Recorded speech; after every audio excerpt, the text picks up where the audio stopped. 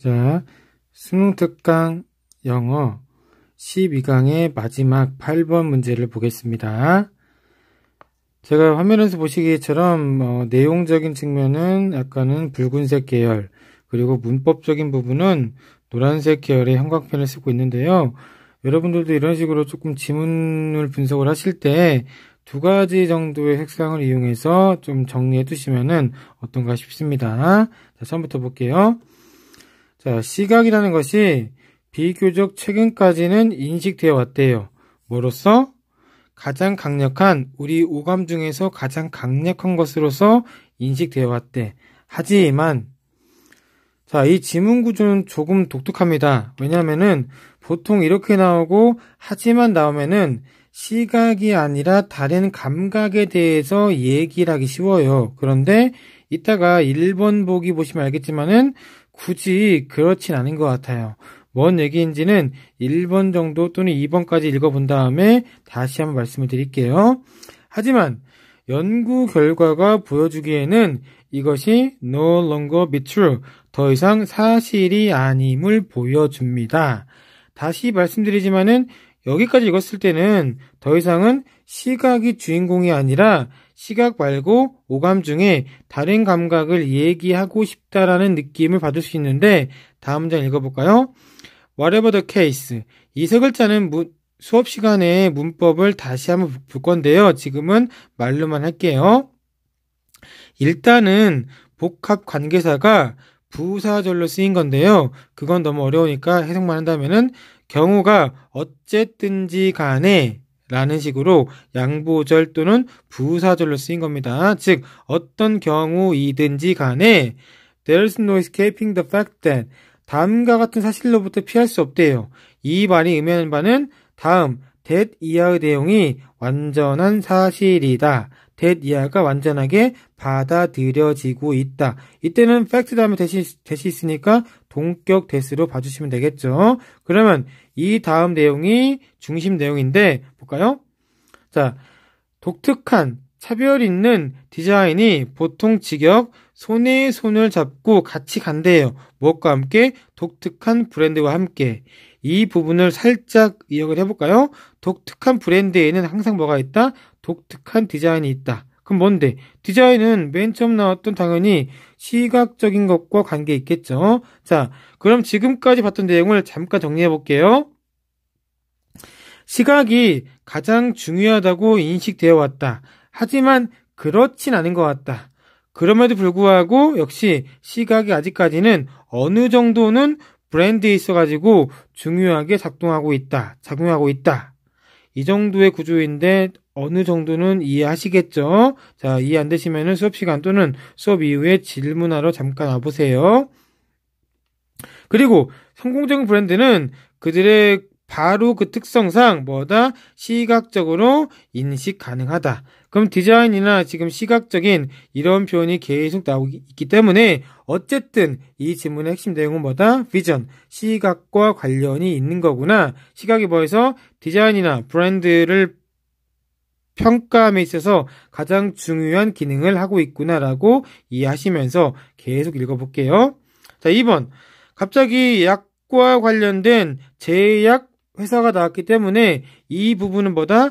예시겠죠. 왜? 지금까지는 뭔가 브랜드나 디자인 얘기밖에 안 나왔지만 갑자기 하위 개념처럼 보이는 제약 회사가 나왔단 말이에요. 어차피 그 내용은 뭐다? 이 제약 회사에서도 시각적인 것을 중요하게 사용을 하고 있더라 라는 내용이 동일하게 올 거라고요. 자, 얘네들이 뭔데요? 그들의 태블릿, 어떤 약들을, 어떤 그 태블릿이나 어떤 정들 같은 것을 둘 다 약이죠. 약들을 만든데 어떻게 모든 형태나 모든 크기나 모든 색깔로 이 세 가지를 한 단어로 여기 비전, 시각적인 걸로 되겠죠. 뭐한채로 with 명사 ing 또는 pp인데 이때 약들은 뭐예요? 의도하는 게 아니라 의도되어지는 거니까 pp 형태가 맞고요. 그 다음에 해석할 때는 뭐한 채로 뭐하기 위해서 to 이하 동사원형 1번, 동사원형 2번, 그 다음에 동사원형 3번이겠네요.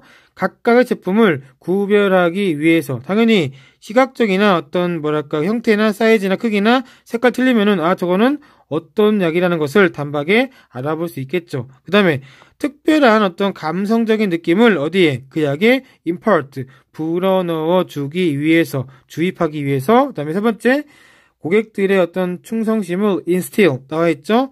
주입하기 위해서. 자, 그럼 지금 세 가지 기능 나왔는데, 세 가지 기능을 어떻게 한다고요? 형태나 색깔이나 크기를 다르게 함으로써, 즉, 시각적인 요인을 사용함으로써 이렇게 할 수 있다고요. 세 번째. 자, 디자인이 힘든 첫 번째 이유는, design is difficult. 자, 볼까요? 이게 지금껏 나왔던 내용은 어떤 제품을 판매하고 광고하고 브랜드 이미지를 높이는 데 있어가지고 시각이 중요하다고 했는데 갑자기 뭐가 나왔죠? 디자인이 어려운 한 가지 이유. 왠지 모르게 다른 내용을 담고 있을 것 같아요. is that. 이때는 역시 비동사 뒤에 대절, 명사들이 쓰인 거죠. 자, 볼까요? 디자이너가 이미 지식을 알고 있대. 어떤 지식? 디자인에서 표시되고 있는 지식. 후치 PP 형태죠. 그리고 1번 내용 알고 있고 두 번째 보니까 디자인이 그 제품이 브랜드 디자인이 처음부터 발달되는 과정을 보아왔대요. 자, 지각동사, 명사, 그 다음에 동사, 원형, 오형식 구조가 되겠네요. 그리고 그래서 뭐하고 있다? 거의 그 디자인을 새로운 시각으로 바라볼 수가 없다. 뭔 내용이에요?